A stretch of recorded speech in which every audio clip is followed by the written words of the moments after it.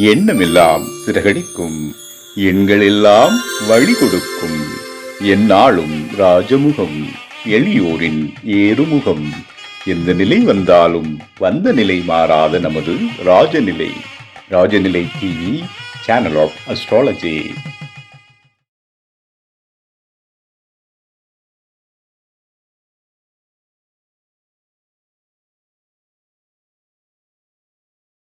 வாழ்க வையகம், வாழ்க வையகம், வாழ்க வளமுடன். என் அம்மா அப்பா பாதம் படைந்து வணங்குகிறேன். உலகெங்கும் உள்ள ஜோதிட குருமார்கள் அனைவருக்கும் அன்பான வணக்கம். நவகிரகங்களுக்கும் பஞ்சபூதங்களுக்கும் பிரபஞ்சத்திற்கும் அன்பான வணக்கம். கதிரவன் மதியும் அங்காரகன் முந்தியும் கருணை உள்ள சுரதம் குருவும் காரவன் காரியும் ராகுவும் கேதும் கருதுமிகு சுகமாக 11ஆம் இடம் வந்து உச்சநிலையா நின்று பரிவோடு மறந்து அருள் செய்யும் என்றோ. உலகெங்கும் உள்ள ராஜநிலை டிவி ரசிக பெருமக்கள் அனைவருக்கும் உற்சாகமான காலை வணக்கம். இன்று பிறந்தநாள் மற்றும் திருமணநாள் கொண்டாடும் அனைவருக்கும் ராஜநிலை டிவி சார்பாக வாழ்த்துக்களை சொல்வது உங்கள் செல்வாக்கு ராஜநிலை ஜோதிடர் லால்குடி செந்தில்.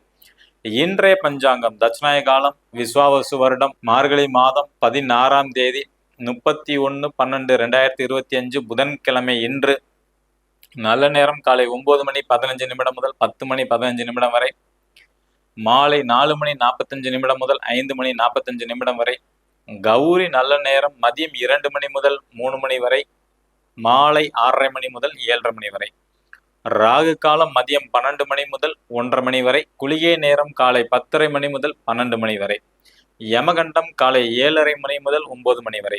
இன்றைய சூலம் வடக்கு திசை நோக்கி போறவங்க சின்னதா ஒரு டம்ளர்ல பால் குடிச்சிட்டு போறது சிறப்பு.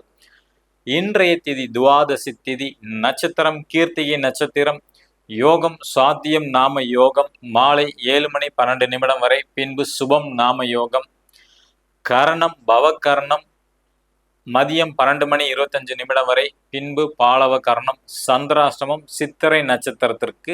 இன்று கிரக நிலவரங்கள்: ரிஷபராசியில் சந்திர பகவான், மிதுன ராசியில் குரு பகவான், சிம்ம ராசியில் கேது பகவான், தனுசு ராசியில் சூரிய பகவான், செவ்வாய் பகவான், புதன் பகவான் மற்றும் சுக்கிர பகவான், கும்ப ராசியில் சனி பகவான் மற்றும் ராகு பகவான்.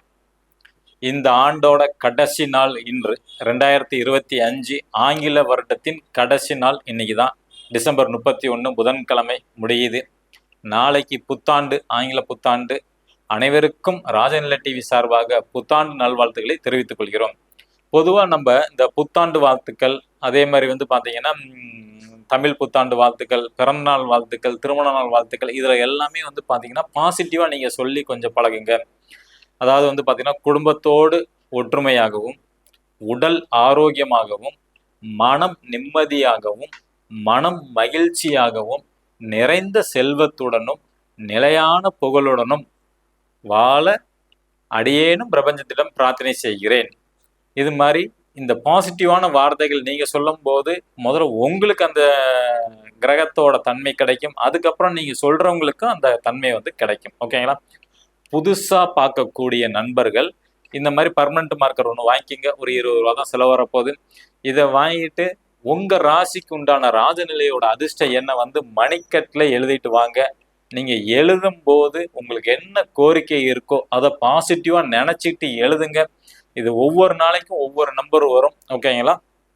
நீங்க தொடர்ந்து கண்டினியூஸா அந்த செயல் முடிகிற வரைக்கும் எழுதிட்டு வாங்க. காலையில 6 to 7, அப்புறம் 8 to 9 இந்த 2 நேரங்கள்ல பயன்படுத்துங்க. நிச்சயமாக நீங்க வெற்றியாளராக வருவீங்க. உங்களோட வாழ்க்கைக்கு தேவையான கோரிக்கை நிச்சயமா கிடைக்கும்.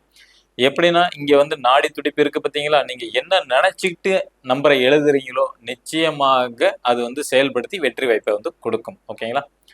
மேசராசி நண்பர்கள் என்று பயன்படுத்த வேண்டிய ராஜநிலையின் அதிர்ஷ்ட எண் 42. ரிஷபராசி நண்பர்கள் என்று பயன்படுத்த வேண்டிய ராஜநிலையின் அதிர்ஷ்ட எண் 45. மிதுன ராசி நண்பர்கள் என்று பயன்படுத்த வேண்டிய ராஜநிலையின் அதிர்ஷ்ட எண் 72. கடகராசி நண்பர்கள் என்று பயன்படுத்த வேண்டிய ராஜநிலையின் அதிர்ஷ்ட எண் 41. சிம்ம ராசி நேயர்கள் என்று பயன்படுத்த வேண்டிய ராஜநிலையின் அதிர்ஷ்ட எண் 73. கன்னிராசி நண்பர்கள் பயன்படுத்த வேண்டிய ராஜநிலையின் அதிர்ஷ்ட எண் 74. துலா ராசி நண்பர்கள் என்று பயன்படுத்த வேண்டிய ராஜநிலையின் அதிர்ஷ்ட எண் 93. விருச்சிக ராசி நண்பர்கள் என்று பயன்படுத்த வேண்டிய ராஜநிலையின் அதிர்ஷ்ட எண் 89. தனுசு ராசி நண்பர்கள் பயன்படுத்த வேண்டிய ராஜநிலையின் அதிர்ஷ்ட எண் 06.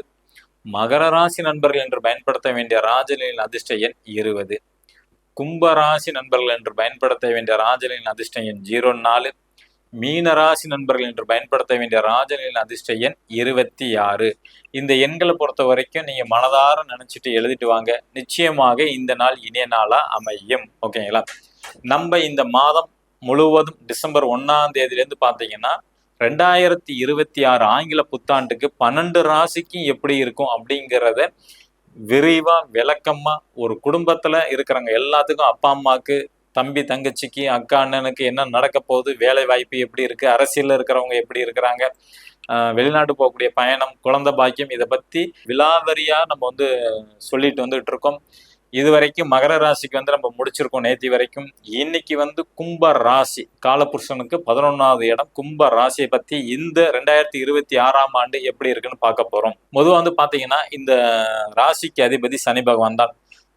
வாக்கிய பஞ்சாங்கப்படி கும்பராசியில தான் இருக்கிறாங்க. மார்ச் மாதம் 2026 மார்ச் மாசத்துல தான் திருநள்ளார் வாக்கிய பஞ்சாங்கப்படி நமக்கு வந்து பயிற்சி ஆகுது. கும்பராசிலேருந்து மீன ராசிக்கு வந்து போக போறாங்க. ஓகேங்களா? திருக்கணிதப்படி ஆல்ரெடி வந்து உங்களுக்கு வந்து மீன ராசிக்கு வந்துட்டாங்க. ஓகே, இந்த சனி பகவான்ங்கிறது வந்து கும்பராசிக்கு அதிபதினால இவங்க பொறுத்த வரைக்கும் எப்போதும் நீதிமான் தான். தப்புனா தப்பு, ரைட்னா ரைட்னு சொல்லக்கூடிய கேரக்டர்ல வந்து இருப்பாங்க. சின்ன வயசுல நல்ல பக்குவம் அடைஞ்ச நபராக இருப்பாங்க. ஓகேங்களா? அவங்களோட தெளிவு, பேச்சு, சிந்தனை எல்லாமே பெரியவங்க, ஒரு 50 வயசு 60 வயசு உள்ளவங்க எப்படி இது பண்ணுவாங்களோ அது மாதிரி சின்ன வயசுல உள்ள நபர்களும் வந்து அந்த மாதிரி தான் சிந்தனைகள் வந்து இருக்கும். ஓகேங்களா? இவங்களோட நடையை பொறுத்த வரைக்கும் கொஞ்சம் மந்த நடை, சோம்பலா இருப்பாங்க. சின்ன சின்ன விஷயங்கள், சனி பகவானாவே மந்தம் தானே, அதனால வந்து இதுல வந்து கொஞ்சம் அவங்களுக்கு வந்து அந்த மாதிரி அமைப்பு தன்மை வந்து இயல்பாவே இருக்கும். ஓகேங்களா? இந்த காலகட்டத்துல வந்து பாத்தீங்கன்னா ராகு பகவான் அங்க சேர்ந்து இருக்கிறனால கொஞ்சம் இவங்க வாகனத்துல போகும்போதெல்லாம் கவனமாக செல்ல வேண்டும். ஓகேங்களா? இந்த சனி பயிற்சி ஆகிற வரைக்கும் கொஞ்சம் கவனம் வந்து தேவை. ஏன்னா அங்க கும்பராசியில சனி பகவான் இருக்கிறாங்க, ராகு பகவான் இருக்கிறாங்க. ராகு பகவானோட 3ஆம் பார்வை தனுசு வீட்டுல வந்து விழும். ஓகேங்களா? அங்க வந்து பாத்தீங்கன்னா செவ்வாய்ங்கிறது இருக்கு. ஸோ இந்த ராகு செவ்வாய் காம்பினேஷன் எங்கெல்லாம் வருதோ அங்க வந்து ஒரு விபத்து, காயங்கள், ஹாஸ்பிட்டல் செலவுங்கிறது வரும். ஓகேங்களா? அது கும்பராசி கொஞ்சம் இயல்பாக இந்த ஆண்டு வந்து இருக்கு.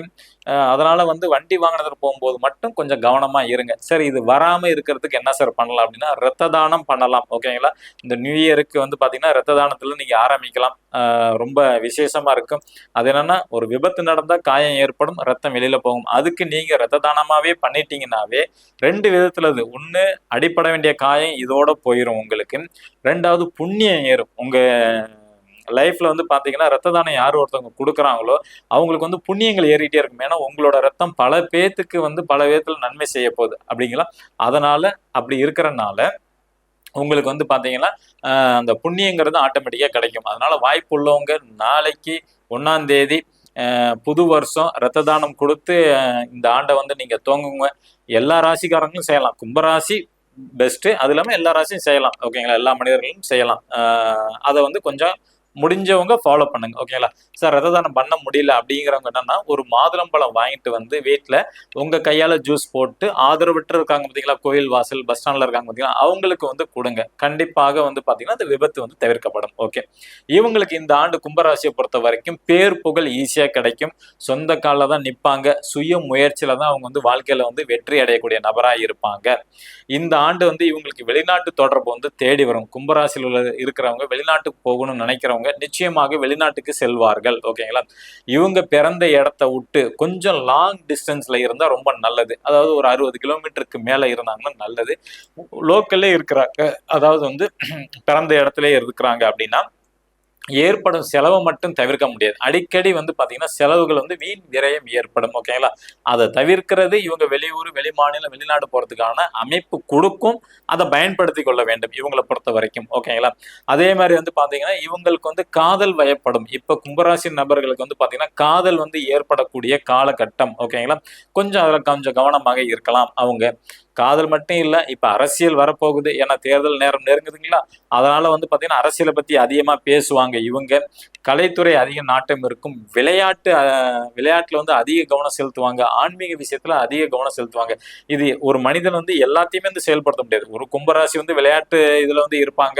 ஏன்னா ஐபிஎல் வரப்போது பாத்தீங்கன்னா, ஐபிஎல் டேட் வந்து இது பண்ணிட்டாங்க. அப்ப அவங்க வந்து பாத்தீங்கன்னா விளையாட்டுல ஒருத்தங்க இருப்பாங்க, ஒருத்தங்க அரசியல்ல இருப்பாங்க, ஒருத்தங்க ஆன்மீகத்தை பத்தி பேசுவாங்க. அந்த மாதிரி அமைப்பு வந்து உண்டு. ஒரு சில பேர் காதல் நோக்கி போயிட்டு இருப்பாங்க கும்பராசியில பிறந்தவங்க. அதே மாதிரி கும்பராசி பிறந்தவங்களுக்கு இளைய சகோதர சகோதரி இருக்காங்க பாத்தீங்களா, அவங்க வந்து பாத்தீங்கன்னா அவங்களும் ஆலய திருப்பணி வந்து மேற்கொள்வார்கள். கோயில வந்து உழவார்ப்பணி போறதுக்கு வந்து இளைய சகோதர சகோதரிக்கு வாய்ப்புகள் வந்து கிடைக்கும். அவங்க அல்லது அவங்களே வாய்ப்பை வந்து ஏற்படுத்தக்கூடிய சூழ்நிலையும் உருவாகும் இளைய சகோதர சகோதரிக்கு. அப்ப கும்பராசியில பிறந்தவங்களுக்கு அவங்க தம்பி தங்கைனால இந்த ஆண்டு வந்து லாபங்கள் அதிகமாக உண்டு. அதே மாதிரி பாத்தீங்கன்னா கும்பராசியில பிறக்கிறவங்க அவங்களோட தாய்க்கு வந்து இந்த ஆண்டு அப்படி எடுத்துக்கிட்டீங்கன்னா கொஞ்சம் தாய்க்கு வந்து அழகு வயப்படுவாங்க. அதாவது வந்து அவங்க வந்து தன்னைத்தானே அழகுபடுத்திக்கணும், தான் உடலை வந்து நல்லா வச்சுக்கணும், தான் உடம்பு வந்து ஆரோக்கியமா வச்சுக்கணும் அப்படிங்கிற எண்ணங்கள் அதிகமா வரும். கும்பராசியில பிறந்தவங்களோட தாய்க்கு அந்த மாதிரி அமைப்பு வந்து வரும். அதே மாதிரி பையனுக்கு அந்த குழந்தைக்கு வந்து தாயோட அன்பு முழுமையா கிடைக்கும். கும்பராசியில பிறந்தவங்களுக்கு அம்மாவோட முழு அன்பும் வந்து இந்த ஆண்டு ஃபுல்லாவே கிடைக்கும்.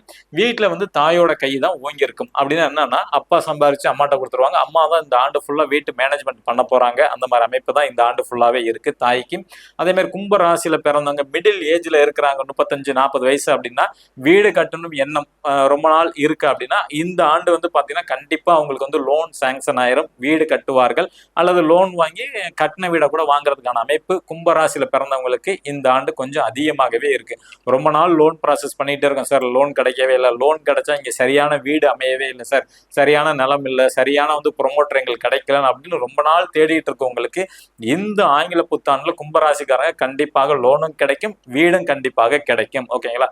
அதே மாதிரி வந்து பாத்தீங்கன்னா கும்பராசியில பிறந்த ஆண் பெண் அவங்களோட தாய் இருக்காங்க பாத்தீங்களா, அவங்களோட உடன்பிறப்பு மீது ரொம்ப அன்பு பாசமா இருப்பாங்க. அதாவது வந்து கும்பராசில ஒரு பையன் பிறந்திருக்காங்கன்னா அவங்க தாய் மாமன் சொல்லலாம், அல்லது சித்தி அம்மா கூட பிறந்தவங்க சித்தி பெரியம்மா இருக்காங்க பாத்தீங்களா, அவங்களோட அன்பு ஆதரவும் இவங்களோட அம்மாவுக்கு வந்து கிடைக்கும். இவங்களை பொறுத்த வரைக்கும் இவங்க தாயினால லாபங்கள் அதிகம் உண்டு.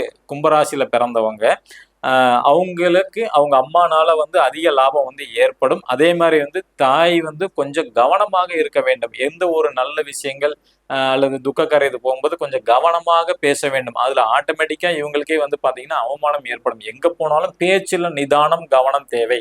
கும்பராசியில ஒரு குழந்தை பிறந்திருக்குன்னா அவங்க அம்மா வந்து இந்த ஒரு ஆண்டு வந்து பேச்சுல கவனமா இருக்கணும். நீங்க சொல்லாத விஷயத்த சொன்னதாகவும் சொல்லுவாங்க, கொஞ்சம் நீங்க சொன்ன விஷயத்த மிகைப்படுத்தி சொல்லக்கூடிய அமைப்பும் இந்த காலகட்டம் வந்து உண்டு. அதனால கூட சமுதாயத்துல சின்னதா ஒரு அவமானத்தை சந்திக்கக்கூடிய சூழ்நிலைகள் வந்து ஏற்படும். கொஞ்சம் கவனம் வேண்டும், வார்த்தைகள் நிதானம் தேவை. கும்பராசியில பிறந்திருக்க ஒரு குழந்தையோட அம்மாக்கு இந்த அமைப்பு வந்து உண்டு. இந்த கும்பராசியோட பலன்களை வந்து நம்ம நாளைக்கும் வந்து தொடர்ச்சியா பார்ப்போம்.